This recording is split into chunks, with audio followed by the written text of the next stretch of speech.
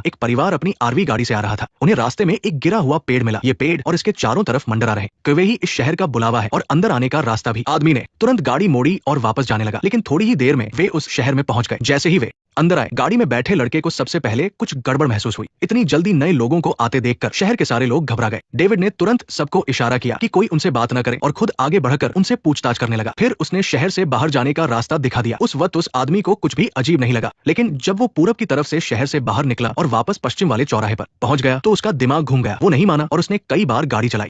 रास्ता एकदम सीधा था, फिर भी वे बार बार उसी शहर के एंट्रेंस पर वापस आ रहे थे। उन्हें शहर के चक्कर काटते देख डेविड को पहले से ही पता था, लेकिन उसने उन्हें शुरुआत में ही सब कुछ इसलिए नहीं बताया क्योंकि वो चाहता था कि वे खुद सच्चाई जाने और थोड़े थक जाए, ताकि वे आगे होने वाली अजीब घटनाओं को आसानी से स्वीकार कर सके और इस सच को मान ले कि वे अब कभी यहाँ से नहीं जा सकते। जब सही समय आया तो डेविड रास्ते में कांटे बिछाने लगा। जाहिर है शहर की बाकी गाड़ियों के टायर इसीलिए पंक्चर थे। शुरुआत में उन सभी की गाड़ियों को भी इसी तरह रोका गया होगा, लेकिन इस बार कुछ अलग हुआ। शहर से बाहर न निकल पाने की वजह से आदमी झुंझला गया और उसने सीधे गाड़ी घुमा ली। किसी ने नहीं सोचा था कि सामने से एक और गाड़ी आ जाएगी। अचानक हुए इस एक्सीडेंट में दोनों गाड़ियां जंगल में पलट गई। पूरा परिवार गाड़ी में फंस गया। उस आदमी की किस्मत अच्छी थी कि जो पेड़ का तना अंदर घुसा वो उसे नहीं लगा, बस वो ड्राइविंग सीट पर फंस गया। लेकिन बगल में बैठी उसकी पत्नी बेहोश हो गई थी। उसे काफी चोट आई थी। राहत की बात यह थी कि बड़ी बेटी ठीक थी और हिलडुल पा रही थी, लेकिन सबसे छोटे बेटे की हालत खराब थी। वो होश में तो था, लेकिन एक मोटी टहनी उसकी जांघ के आर पार हो गई थी। वो बुरी तरह घायल था और वहां फंस गया था। इधर डेविड देख रहा था कि कांटों वाली सड़क पर कोई नहीं आया। अच्छी बात यह थी कि दूसरी वाली कार में से एक आदमी रेंगकर बाहर निकल आया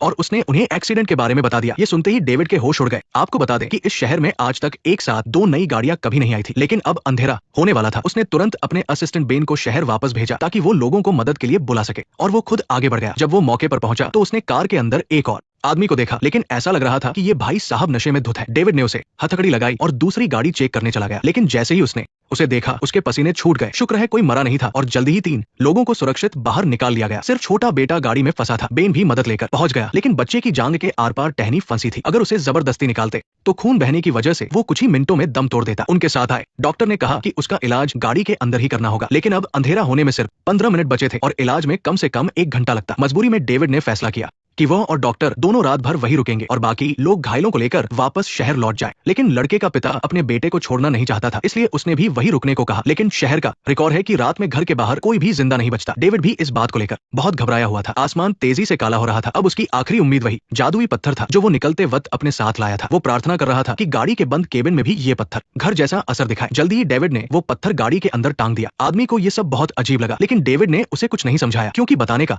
कोई फायदा नहीं था। वो यकीन ही नहीं कर